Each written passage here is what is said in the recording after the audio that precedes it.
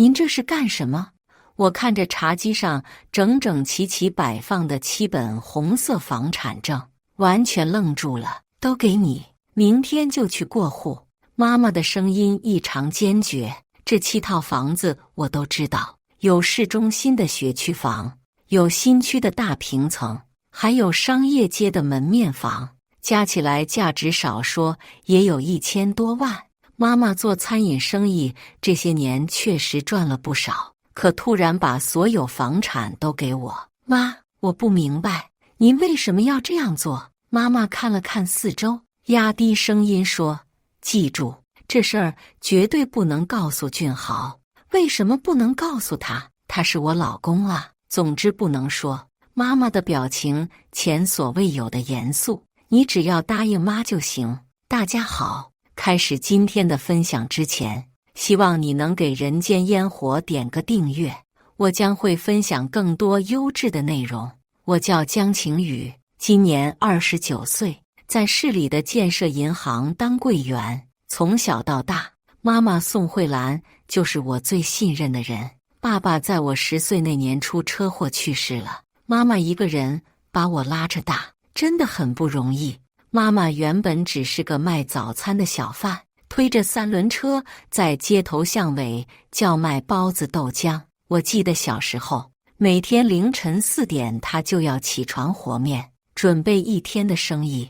那时候我们住在一间不到20平米的出租屋里，条件很艰苦，但妈妈从来没有在我面前抱怨过，总是笑着说：晴雨，等妈妈赚了钱，一定给你买个大房子。随着城市的发展，妈妈的早餐摊生意越来越好，她很有商业头脑。后来在菜市场旁边租了个小门面，开起了早餐店。再后来，她又陆续开了几家分店，生意做得红红火火。这些年，妈妈确实赚了不少钱，但今天她突然要把所有房产都给我，还不让我告诉老公，这实在让我摸不着头脑。妈，您到底怎么了？是不是身体有什么问题？我担心地问道。我身体好着呢。妈妈白了我一眼，就是想给女儿留点保障，这有错吗？我仔细观察妈妈的脸色，确实看起来很健康，精神头也不错。她今年53岁，保养得很好，看起来像40多岁的样子。可是俊豪他，别提他。妈妈打断我的话，语气突然变得严厉。总之这事儿你一个人知道就行了，记住了吗？看到妈妈如此坚决的态度，我虽然心里满是疑问，但还是点了点头。从小到大，妈妈的话我从来不会违背。那好，明天我陪你去房管局办手续。妈妈站起身来，在屋里走了几步，又转身对我说：记住。回头俊豪问起来，你就说我这些房子都卖了，拿钱去做别的投资了。妈，可是。没有可是，妈妈的声音不容置疑，你就按我说的做就行了。我和陈俊豪结婚2年了，他在一家 IT 公司当部门经理，工作挺稳定的。我们是通过朋友介绍认识的，当时我26岁，正是谈婚论嫁的年纪。俊豪比我大3岁，人长得斯文，说话温和，给人很有安全感的感觉。我们交往了1年就结婚了，现在住在他婚前买的一套2居室里，房子不大，但装修得很温馨。我一直觉得自己很幸福。俊豪对我很好，几乎没有红过脸。他每天早上都会给我准备早餐，晚上回来会主动分担家务。周末的时候，他会陪我逛街看电影，或者去公园散步。在我的同事朋友眼中，俊豪绝对是个模范丈夫。可是妈妈今天的反应让我开始琢磨起来，她为什么要瞒着俊豪？为什么突然对他的态度变得这么冷淡？记得刚结婚那会儿，妈妈还挺喜欢这个女婿的，经常夸他懂事体贴。晴雨，你在想什么呢？俊豪不知道什么时候回来了，正站在门口看着我。手里还拎着一袋我爱吃的水果。我吓了一跳，赶紧把房产证收起来。没什么，妈刚走，阿姨又来了。俊豪走过来，坐在我身边，温柔地摸摸我的头。他最近来得挺勤的啊，今天聊什么了？没聊什么特别的。他说想我了，我心虚地说道，同时在心里默默念着妈妈的叮嘱。俊豪点点头，然后若有所思地说，对了，我今天遇到老王了，就是我们小区开超市的那个。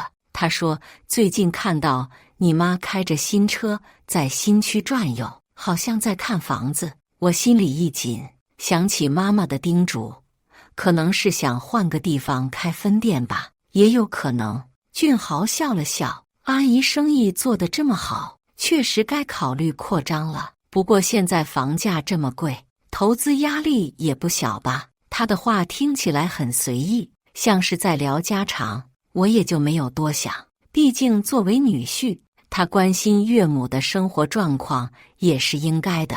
那天晚上，我躺在床上翻来覆去睡不着，妈妈的话在我脑海里反复出现，还有俊豪刚才问话时的表情，让我总觉得有些不对劲，但具体哪里不对劲，我又说不上来。第二天一早，妈妈就来接我去房管局，路上她一直在叮嘱我各种注意事项，特别强调绝对不能让俊豪知道这件事。妈，您到底在担心什么？俊豪他人挺好的啊，我实在忍不住问道。你还小，不懂。妈妈摇摇头。总之听妈的没错，办理过户手续很顺利，工作人员看到这么多房产都有些惊讶。我拿着那7本房产证，心情五味杂陈。从法律上说，这些现在都是我的婚前财产了，但我总觉得心里不踏实。晴雨，这些房产证你要收好，别让任何人看见。妈妈郑重其事地说，包括俊豪，特别是俊豪。回到家里，我把房产证藏在了衣柜最里面的箱子里。俊豪晚上回来的时候，我表现得和平常一样，但心里总觉得在瞒着他什么重要的事情。今天怎么样？有没有想我？俊豪像往常一样给我一个拥抱。当然想了。我靠在他怀里，闻着他身上熟悉的味道，心里的疑虑稍微减轻了一些。对了，明天我可能要晚点回来，公司有个项目要加班。俊豪说道。又加班啊？你们最近工作挺忙的。是啊，不过为了我们的小家，辛苦点也值得。俊豪温柔地摸摸我的头。等我攒够了钱，我们就换个大房子。听到他这么说，我心里涌起一阵暖流。也许是我想多了，俊豪这么关心我们的未来，怎么可能有什么问题呢？可是接下来的几天，我发现俊豪确实经常加班，而且回来的时候总是很累的样子。有一次我给他按摩肩膀，发现他的衣服上有种淡淡的香水味，不是我用的那种。你身上怎么有香水味？我随口问了一句。俊豪愣了一下，可能是电梯里有女同事吧。你知道现在女孩子都喜欢喷香水。他的解释很合理，我也就没再多想。这天俊豪又说要加班，我一个人在家觉得无聊，就给闺蜜王雅琳打了个电话。雅琳，你有时间吗？出来聊聊天吧。好啊，正好我也闷得慌，还是老地方见。我们约在了常去的那家咖啡厅。雅琳是我大学同学，也是我最好的朋友，平时有什么心事我都会跟她说。最近怎么样？看起来有心事。雅琳一眼就看出了我的不对劲。我犹豫了一下，还是把妈妈给我房产的事情说了出来，当然没提具体的细节。你妈突然这么做，确实有点奇怪。雅琳若有所思地说，不过也许她就是想给你个保障呢，毕竟女人有自己的财产总是好的。可是她不让我告诉俊豪，这让我觉得很不舒服。雅琳沉默了一会儿，然后小心翼翼地说：“晴雨，我问你个问题，你别生气。什么问题？你对俊豪真的完全了解吗？”我愣住了，什么意思？就是你们结婚前，你对他的过去了解多少？他的朋友圈，他的前女友，他的家庭情况，这些你都清楚吗？我仔细想了想，发现自己确实对俊豪的过去了解的不多。我们是通过朋友介绍认识的，交往了1年就结婚了。他很少提起自己的过去，我也没有主动问过。怎么了？你是不是知道什么？我紧张地问道。没有，我就是随便问问。哑铃赶紧摆手，可能是我想多了，但是他的话在我心里埋下了一颗种子。回家的路上，我一直在想俊豪的种种表现。最近他确实有些不太对劲，除了经常加班，还总是在打听妈妈的财产情况。那天晚上，俊豪回来得很晚，身上又是那种香水味。今天又加班到这么晚，我问道：“是啊，这个项目真的很麻烦。”俊豪看起来很疲惫，不过应该快结束了。他洗澡的时候，我无意中看到他的手机在床头柜上，屏幕突然亮了一下，显示有新消息。发信人的备注是小美，后面还有一个爱心符号。我的心咯噔一下，小美是谁？为什么备注上有爱心？过户手续完成后的日子里，我一直按照妈妈的要求，没有向俊豪提起房产的事情。但有时候我觉得瞒着他心里不太舒服，毕竟我们是夫妻，应该坦诚相待才对。妈妈最近来的也比较频繁，几乎每个星期都要来1、2次。她总是找各种理由到家里来坐坐，有时候说是给我送自己做的汤，有时候说是路过顺便看看。每次妈妈来，她都会仔细地观察家里的情况，她会注意俊豪的东西有没有什么变化，会询问我们最近的生活情况，还会问起俊豪的工作。有一次妈妈来的时候，正好俊豪也在家。那天是周六，俊豪在客厅里看电视，我在厨房准备午餐。妈妈坐在俊豪对面，表面上在聊家常，但我感觉她总是在观察俊豪。虽然表现得很自然，但我觉得她心里好像在想什么事情。俊豪啊，最近工作怎么样？妈妈主动开口问道。还不错，阿姨，就是项目比较多，有时候需要加班。俊豪很礼貌地回答，语气很恭敬。年轻人嘛，多学点东西总是好的。妈妈点点头，然后话锋一转，我听说 IT 行业现在发展很好，薪水也不错吧？还行吧，够我们小2口生活的。俊豪谦虚地说。那就好。妈妈停顿了一下，然后继续说道，现在房价这么贵，你们有没有考虑买个大一点的房子？这个问题让我有些意外，因为妈妈以前很少主动提起房子的话题。我从厨房里探出头来，看到俊豪的表情明显亮了一下，确实有这个打算，但是首付压力比较大。俊豪坦率地说，我们现在还在攒钱阶段。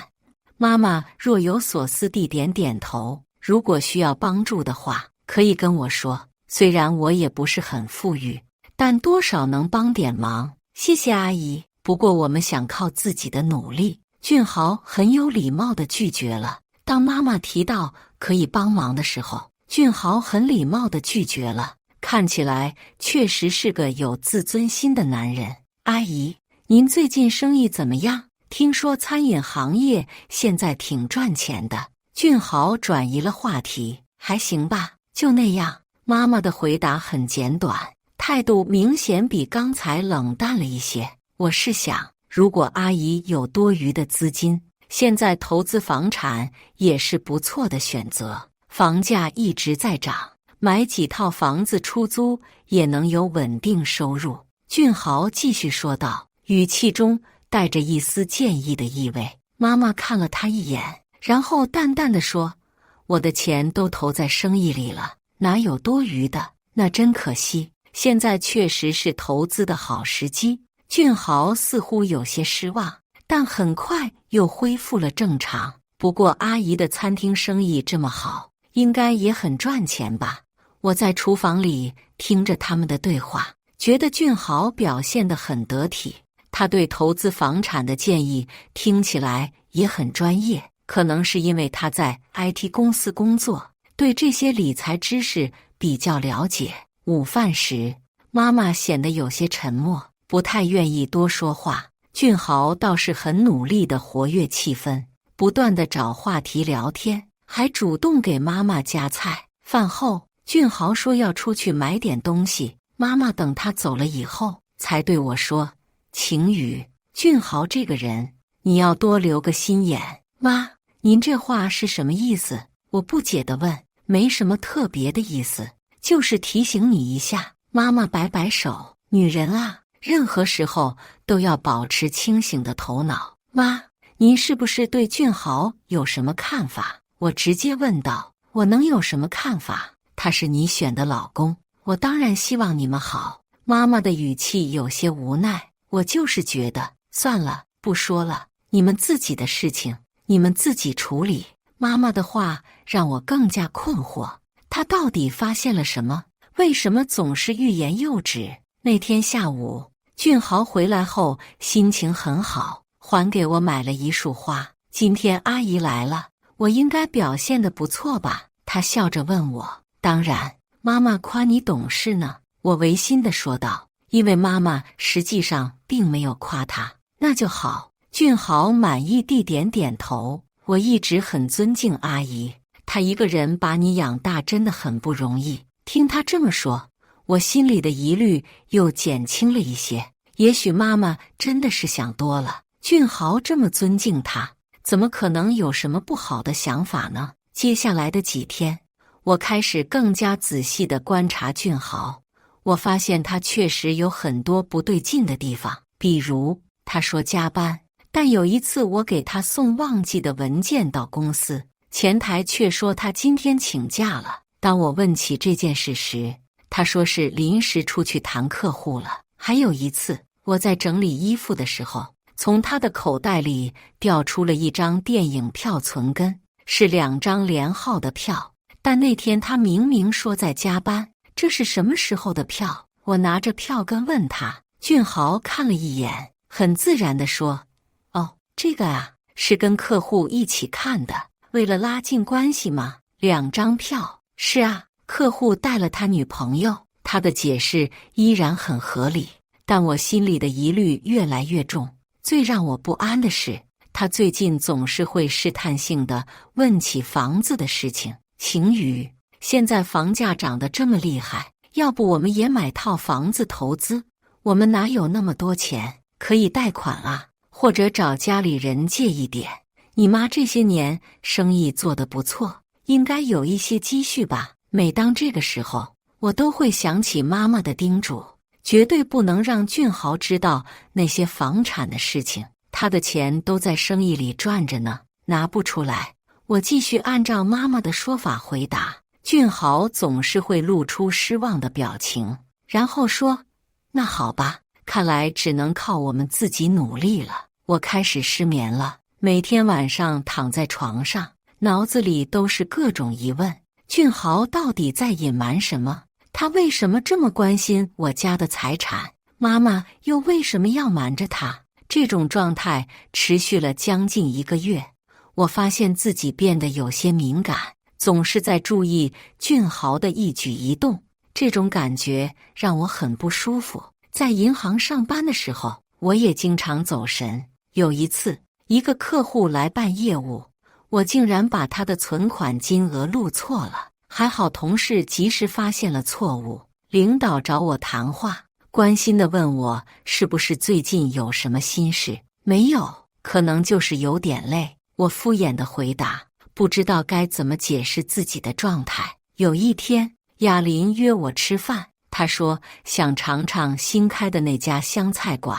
我们约在了周5晚上。那天，俊豪又说要加班，雅琳看到我有些憔悴的样子，担心地说：“晴雨，你这是怎么了？看起来心事重重的，而且瘦了不少。”我也不知道，我苦笑着说，最近总是胡思乱想，睡眠也不太好，是不是工作压力太大了，还是身体有什么问题？雅琳关心地问道：“要不你去医院检查一下？”我看着雅琳，忽然想要找个人倾诉。雅琳，你说一个人如果总是疑神疑鬼，是不是心里有问题？雅琳愣了一下，放下筷子，认真地看着我。怎么突然这么问？是发生什么事了吗？就是，我觉得我最近总是想些有的没的，明明没什么事，却总觉得哪里不对劲。我犹豫着说道：“这种感觉很正常啊，每个人都会有这样的时候。”雅琳安慰我：“可能是你压力太大了，要不你去旅个游放松一下，或者看看心理医生。”她的建议很中肯，但我知道问题不在这里。我的不安来源于生活中的一些细节，那些让我感到困惑的小事情。对了，俊豪最近怎么样？工作还忙吗？雅琳转移了话题。还是老样子，经常加班到很晚。我叹了口气，有时候我觉得他工作太辛苦了，但又不知道该怎么帮他。男人嘛，为了家庭努力工作也是应该的。雅琳理解地说：“你要多体谅他一点。不过话说回来，他对你还是像以前一样好吗？”我想了想，应该是吧。他每天还是会给我准备早餐，周末也会陪我出去。只是什么？雅琳敏感地察觉到了我的犹豫。只是我觉得他最近有些心不在焉，好像总在想什么事情。我终于说出了心里的感受，而且他经常会问起我妈的事情，问得比以前多了。问什么？就是关于他的生意发展，还有我们以后的生活规划什么的。我简单回答道。他还建议我们可以考虑投资房产，这想法不错啊，现在确实是投资的好时机。雅琳点点头，俊豪还挺有远见的。晴雨，你有没有想过，也许俊豪遇到了什么困难，比如工作上的压力，或者经济方面的问题？雅琳分析道：“这个可能性我之前没有考虑过，也许俊豪真的遇到了什么困难，但又不好意思直接告诉我，所以才会想到向妈妈求助。如果是这样的话，他为什么不直接跟我说呢？”我困惑地问。男人的自尊心很强，特别是在妻子面前，他们不愿意承认自己的失败或困难。雅琳解释道：“也许他觉得这样会让你担心。”我觉得雅琳的分析很有道理，也许我真的想多了。俊豪可能只是在为我们的未来做规划，或者他在工作上确实遇到了一些挑战。那我应该怎么办？我问雅琳。如果你真的担心，可以找个合适的时机跟他好好谈谈。雅琳建议道：“夫妻之间最重要的就是沟通，有什么问题都应该开诚布公的讨论。”那天晚上，俊豪回来得很晚，看起来确实很疲惫。我给他泡了杯热茶，看着他疲倦的样子，心里的那些疑虑又消散了一些。今天又加班到这么晚，我心疼地问道：“是啊，这个项目真的很复杂，而且客户要求很高。”俊豪揉了揉太阳穴，不过应该快结束了，再坚持一段时间就好了。我坐在他身边，轻轻给他按摩肩膀：“你太辛苦了，要注意身体啊，为了我们的未来，辛苦点也值得。”俊豪握住我的手，等这个项目结束，我们就有时间好好计划一下以后的生活了。看着他真诚的眼神，我忽然觉得自己可能真的是想多了。俊豪这么关心我们的未来，这么努力的工作，我却在这里胡思乱想，实在是太不应该了。也许我真的需要更多的信任我的丈夫。深夜时分，我一个人坐在床边，看着窗外的月光，俊豪又去加班了，说是有个紧急项目需要处理。最近他加班的频率确实很高，有时候我会想，IT 行业真的这么忙吗？我起身去倒了杯水，经过客厅时，看到茶几上放着俊豪忘记带走的那部手机。平时他总是很小心地把2部手机都带着，今天竟然忘了1部。我站在那里犹豫了很久，作为妻子，我有没有权利查看丈夫的手机？这样做是不是不信任他的表现？但另一方面，最近发生的一些事情确实让我感到困惑。最终，好奇心战胜了理智。我拿起了那部手机，开机密码我试了几次都不对，先是我们的结婚纪念日，然后是我的生日，都不对。正想放弃的时候，我忽然想起他的生日，试了一下，竟然成功了。屏幕亮起的瞬间，我看到了许多未读消息，我的心跳开始加速，手指在屏幕上停留了很久，内心在做激烈的斗争。最终，我还是点开了微信，聊天列表里有很多联系人，大部分都是我认识的同事和朋友。我随意点开了几个看了看，都是很正常的工作交流，没有什么特别的内容。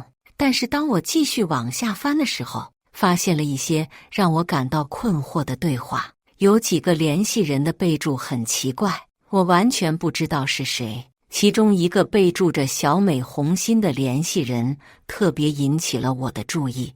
我点进去想看看聊天记录，但奇怪的是，对话框几乎是空的，只有最近的几条消息，而且内容都很简单，看起来像是工作上的事情，但这种感觉很奇怪，就像是之前的聊天记录被删除了一样。我又检查了其他的应用，发现俊豪的手机里有一些我从来没见过的软件，有些是理财类的，有些是社交软件，还有一些加密的文件夹。我试着打开那些文件夹，但都需要密码。我输入了几个可能的密码组合，包括我们的生日、纪念日等等，但都失败了。越是看不到内容，我就越感到不安。为什么俊豪要隐瞒这些东西？为什么他需要2部手机？为什么要加密这些文件？我又回到微信界面，更仔细地检查了联系人列表，除了那个小美，还有几个备注很奇怪的人，比如阿强、老刘等等，但我从来没有听俊豪提起过这些人。我试着点开这些人的朋友圈，但都设置了权限，我什么都看不到，这让我更加困惑。为什么俊豪要和这些我不认识的人保持联系？时间1分1秒过去，我发现自己越来越紧张。虽然我没有发现什么明确的问题，但这些零散的线索组合在一起，让我有种不安的预感。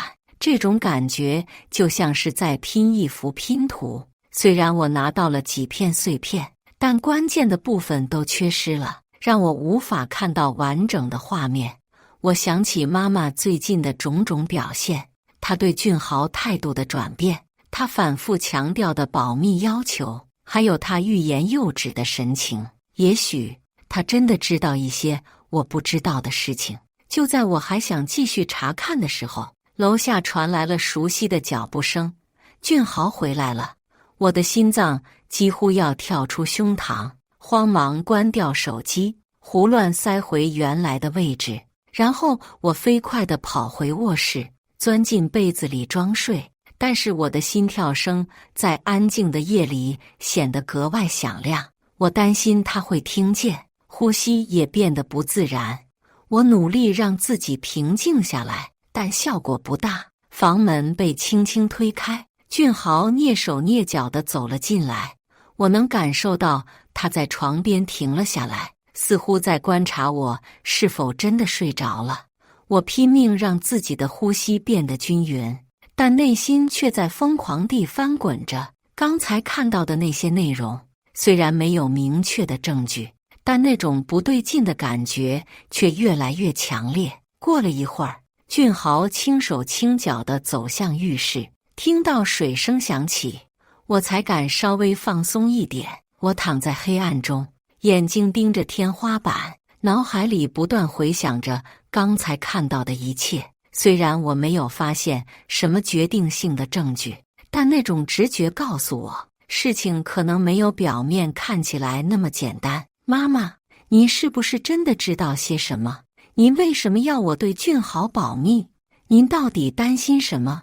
俊豪在床边停了下来，我能感受到他就站在我身边，似乎在观察我是否真的睡着了。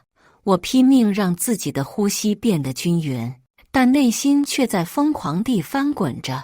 刚才手机里看到的那些内容像放电影一样，在我脑海里反复播放。我的眼泪湿透了枕头，但我不敢动一下。晴雨，俊豪轻声叫了我一下，我没有回应，继续装睡。过了一会儿，他才轻手轻脚地走向浴室，听到水声响起，我才敢睁开眼睛。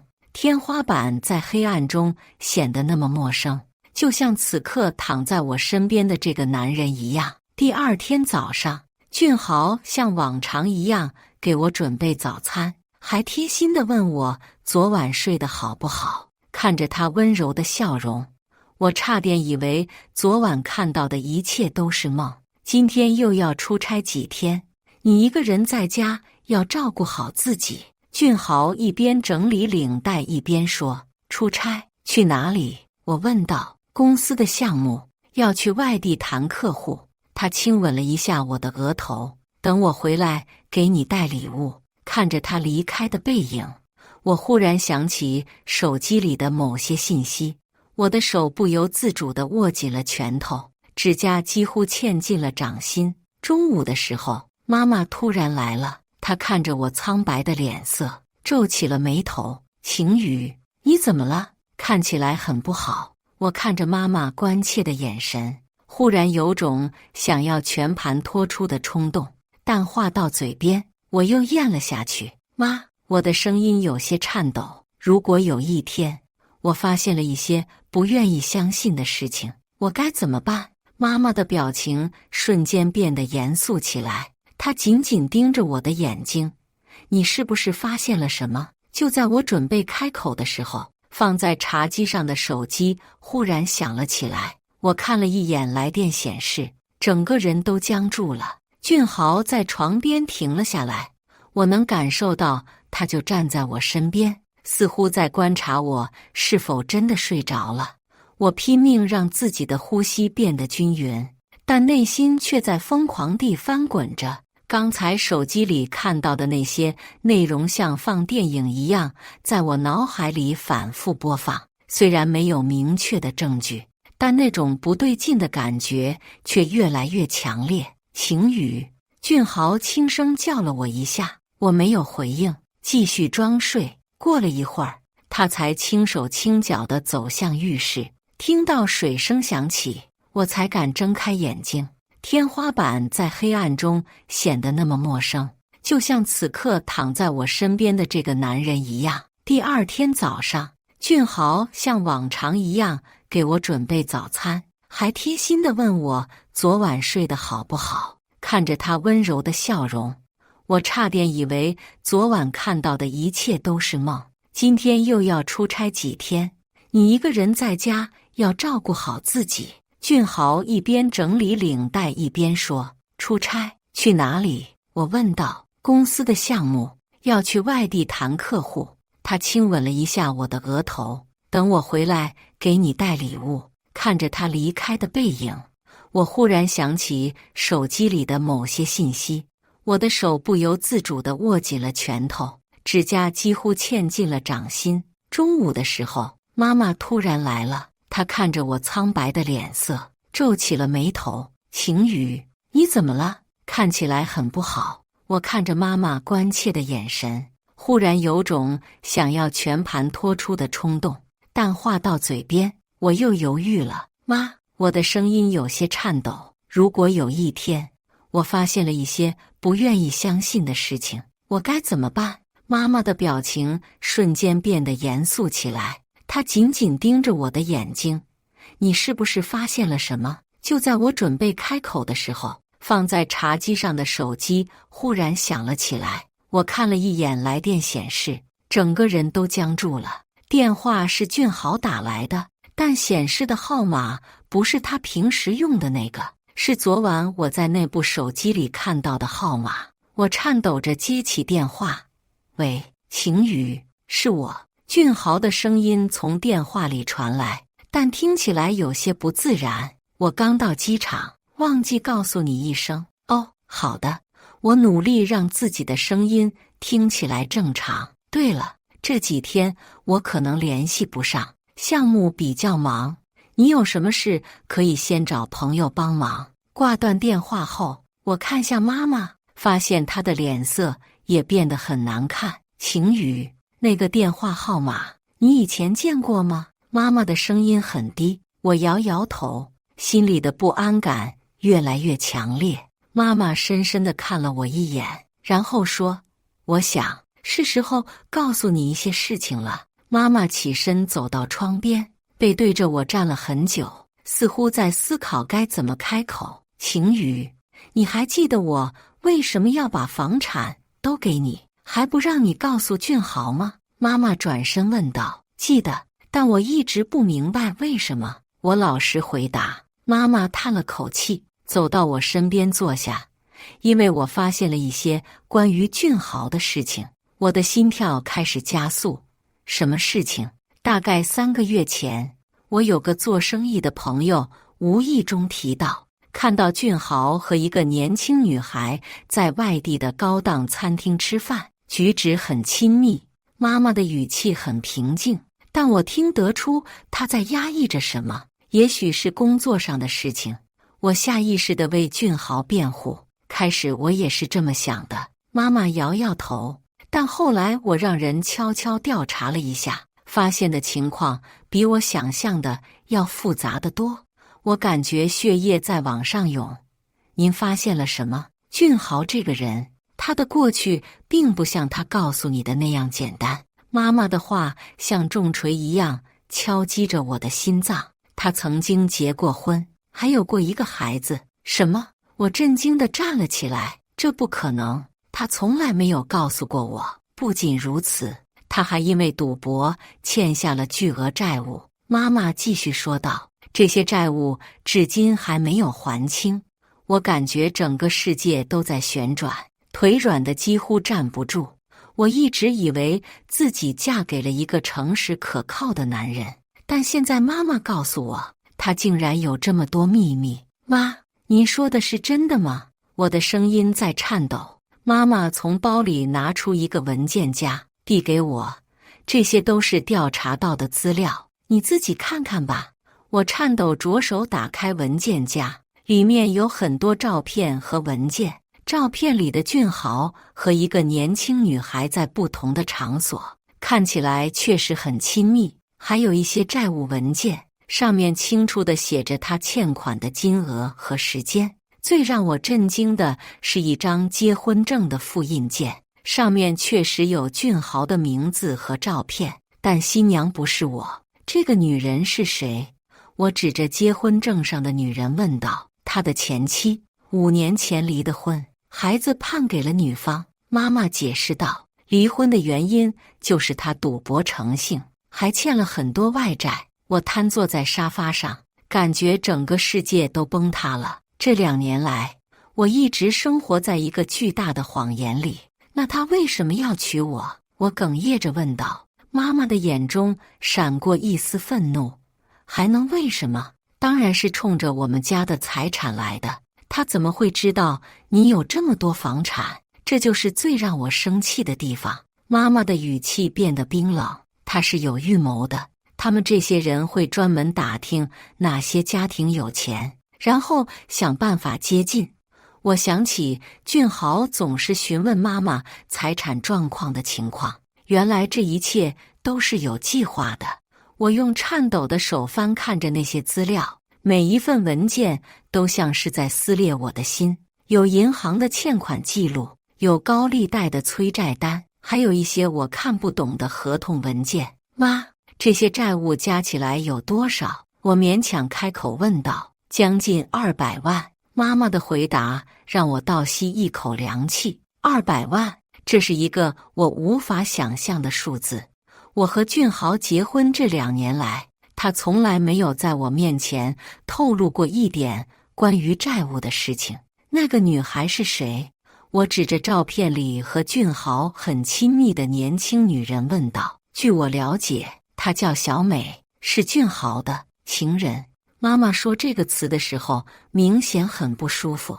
他们已经在一起很长时间了，甚至在你们结婚之前就有关系。这个消息如同晴天霹雳，我感觉呼吸都变得困难。原来在我们的婚礼上，他心里想着的是另一个女人。还有更让你想不到的事情，妈妈继续说道，他们已经在计划怎么分割你的财产了。什么意思？妈妈从文件夹里拿出几张打印的聊天记录，这些是我托人搞到的他们的对话记录。我接过那些纸张，看到的内容让我彻底崩溃了。豪哥，那个傻女人的妈有多少房产查清楚了吗？差不多了，至少有7、8套，价值上千万。哇，发财了！什么时候动手？不急，得先让他妈把房产过户给他，这样通过离婚我就能分到一半。你真聪明，不过你确定能让他妈把房产给他？当然，我已经在他面前装了2年的好丈夫了。他们母女对我深信不疑。看到这里，我再也控制不住自己，眼泪如决堤般涌了出来。原来，我这2年来的幸福生活，竟然全是他精心编织的谎言。妈，我真的好傻！我哭着说道。不是你傻，是他们太狡猾。妈妈心疼地抱住我。这种人专门骗取单纯女孩的感情。你不是第一个受害者，那现在怎么办？我感觉自己的世界完全塌了。现在最重要的是保护好自己。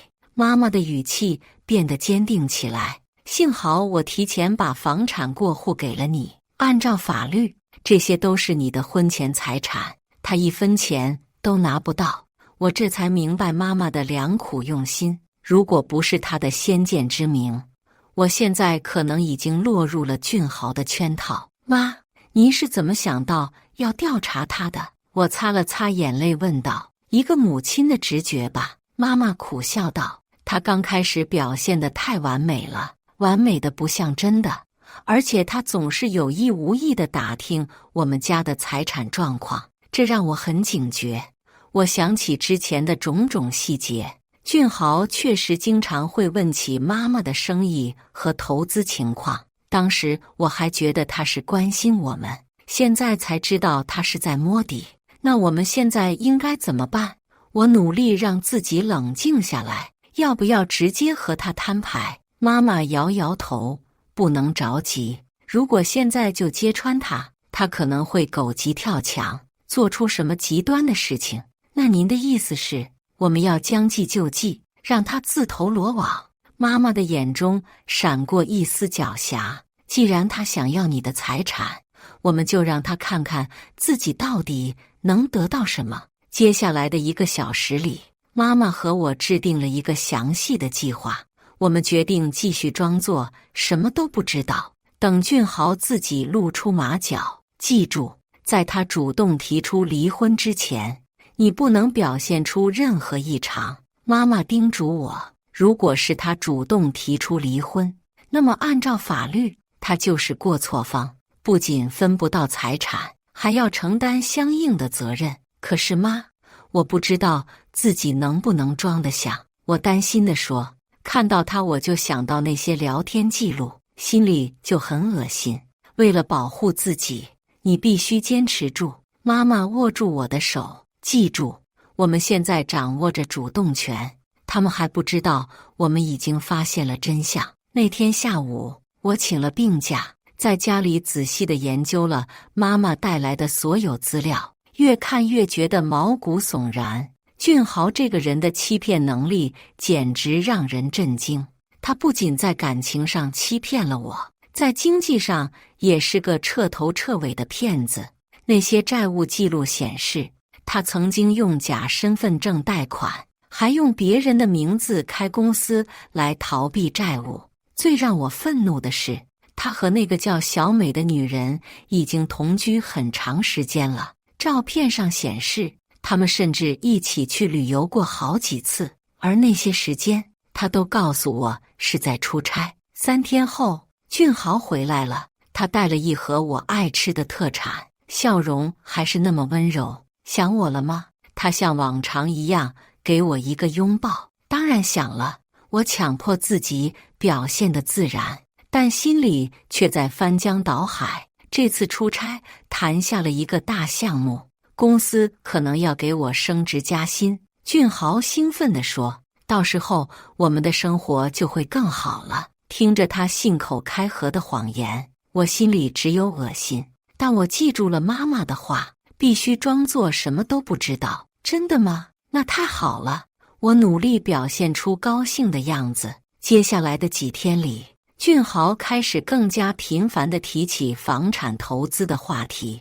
他说，现在房价涨得很快，如果不抓紧时间投资，就会错过机会。晴雨，要不你再和阿姨商量一下，我们真的不能错过这个时机。他的语气比之前更加迫切。可是妈妈说了，他的钱都在生意里。我按照计划回应道，那他总有一些固定资产吧，比如房产什么的，可以抵押贷款啊。俊豪继续劝说，我心里冷笑，他终于开始露出真面目了。又过了1个星期，俊豪的态度开始发生明显的变化，他不再像以前那样温柔体贴，话语中也经常带着不耐烦的情绪。晴雨，我觉得你妈对我们不够关心。有一天晚上，他忽然这样说道。什么意思？我装作不解的样子。我是说，我们是他女儿女婿，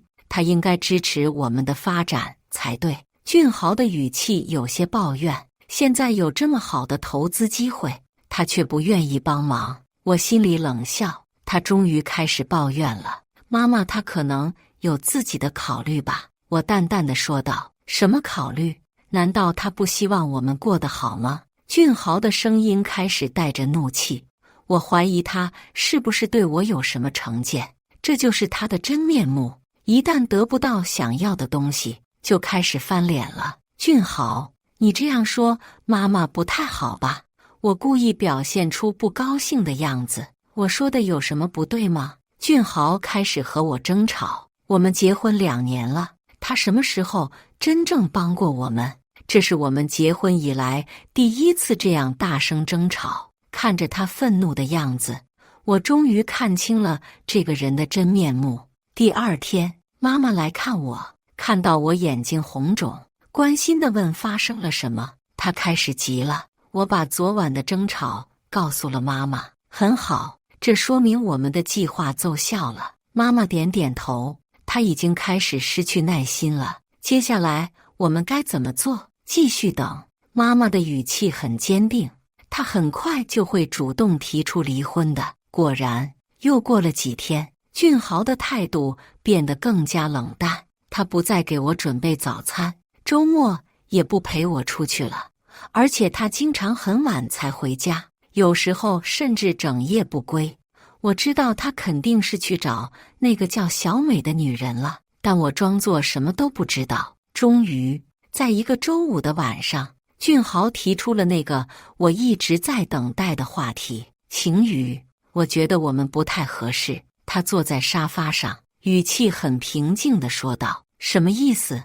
我心里一阵窃喜，但表面上装作震惊的样子。我是说，也许我们应该考虑离婚。听到这句话，我差点笑出声来。这个骗子终于忍不住了，主动提出了离婚。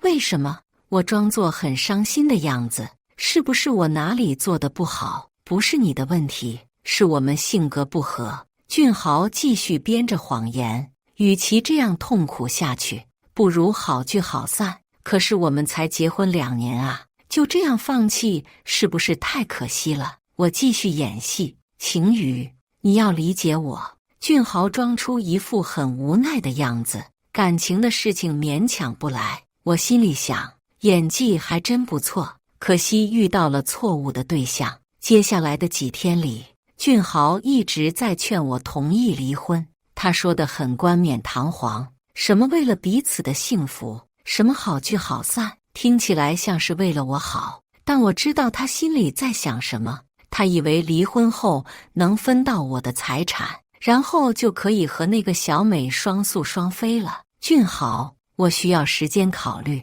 我故意拖延时间，这个决定太重要了。当然，你慢慢考虑。他表面上很体贴，但我看得出他心里很着急。这期间，妈妈又给了我一些新的资料，他的朋友继续在调查俊豪，发现了更多让人震惊的事情。原来，俊豪不仅欠着高利贷，还因为逃避债务被债主威胁过好几次。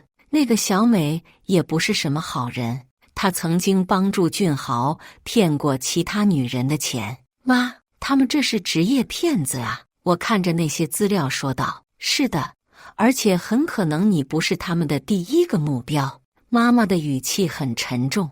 这种人专门骗取单纯女性的感情和财产。我越来越庆幸妈妈的先见之明，如果不是她提前把房产过户给我，我现在可能已经人财两空了。1个星期后，俊豪开始表现出不耐烦的情绪。晴雨，你考虑的怎么样了？他有些急躁地问道。我还需要一些时间。我继续拖延。还要多长时间？我们总不能一直这样拖下去吧？俊豪的语气明显不高兴了。好吧，我装作很痛苦的样子。如果你真的坚持要离婚，那我同意。听到这句话，俊豪眼中明显闪过一丝得意，但很快就掩饰了过去。晴雨，我知道这个决定对你来说很痛苦，但相信我，这对我们都好。他假惺惺地安慰我。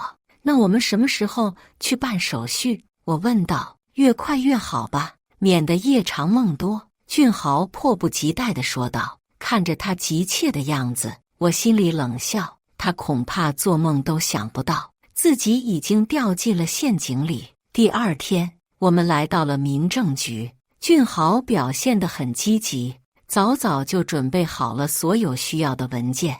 但当工作人员开始询问财产分割的问题时，俊豪的脸色开始变化了。请问你们有哪些共同财产需要分割？工作人员问道。就是现在住的那套房子，还有一些存款。俊豪自信地回答。房子是谁的名字？我的。俊豪说道。是我婚前买的。那江小姐这边有什么财产吗？工作人员看向我。我装作很无奈的样子，我就是银行的普通员工，没什么财产。俊豪听到这里，脸上露出满意的笑容。他以为这样一来，离婚后我就什么都得不到，而他的房子还是他的。但是当工作人员拿出财产调查报告时，俊豪的表情瞬间僵住了。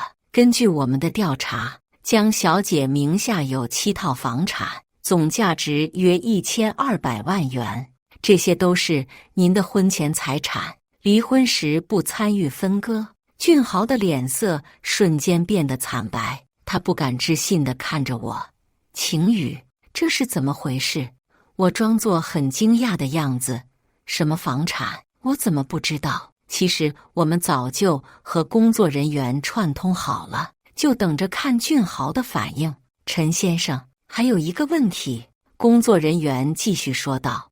我们发现您名下有大量债务，而且有欺诈记录。按照法律规定，离婚时您需要承担全部债务责任。听到这里，俊豪彻底慌了。他完全没想到自己的底细会被调查得这么清楚。这不可能，他结结巴巴地说道。而且我们还接到举报，说您在婚姻期间有出轨行为。工作人员拿出了一些照片，这些是证据。看到那些和小美的亲密照片，俊豪的脸色变得比死人还难看。他知道自己完了。3年后的今天，我坐在自己开的咖啡店里，看着窗外熙熙攘攘的人群，心里充满了感慨。这家咖啡店是用妈妈给我的其中一套房产改装的，位置很好，生意也不错。我已经从银行辞职了，专心经营自己的小店。那次离婚后，俊豪什么都没有得到，反而还要承担巨额债务。据说他现在还在为那些高利贷四处奔波。那个小美也早就离开了他。妈妈推门进来，手里拎着一袋我爱吃的点心。她现在头发有些花白了，但精神头还是很好。生意怎么样？妈妈关心地问道。挺好的，今天来了好几个老顾客。我起身给了她一个大大的拥抱。妈妈在我对面坐下，笑着看着我。看你现在这个样子，妈就放心了。妈，您真的太厉害了，我由衷地说道。如果不是您的先见之明，我现在不知道会变成什么样。傻丫头，这都是妈应该做的。妈妈拍拍我的手。女人啊，什么时候都不能把全部的希望寄托在别人身上，自己强大了才是真正的安全感。我点点头，眼中满含泪水。是啊，3年前我以为失去了爱情，但现在我知道，我收获的是更珍贵的东西：独立、智慧，还有母亲深沉的爱。对了，雅琳今天会过来吗？妈妈问道。会的，她说要带新男朋友来见我们。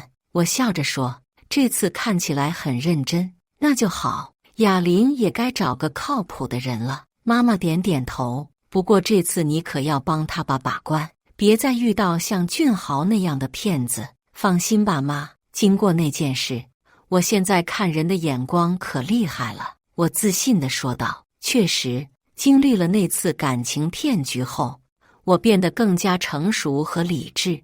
我学会了如何保护自己，也学会了如何识别真心和假意。下午的时候，有个年轻女孩来到我的店里。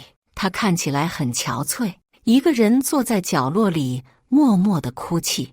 我走过去关心地问道：“你还好吗？需要帮助吗？”“没事，就是感情的问题。”女孩抬起头，眼睛红肿着。“要不要跟我说说？也许我能帮你分析一下。”我温柔地说道。接下来的1个小时里，女孩向我倾诉了她的遭遇，听起来和我当年的经历很相似。她的男朋友也是表面温柔，实际上却在骗取她的感情和金钱。“姐姐，你说我该怎么办？”女孩无助地问道。我想起妈妈曾经对我说过的话，相信自己的直觉，如果感觉哪里不对劲，那就一定有问题。女人的第6感往往是最准确的，你要学会保护自己。我认真地对女孩说道。感情可以重新来，但如果被骗了钱财，损失就太大了。女孩听了我的建议，眼中重新燃起了希望的光芒。送走女孩后，我心里有种说不出的成就感。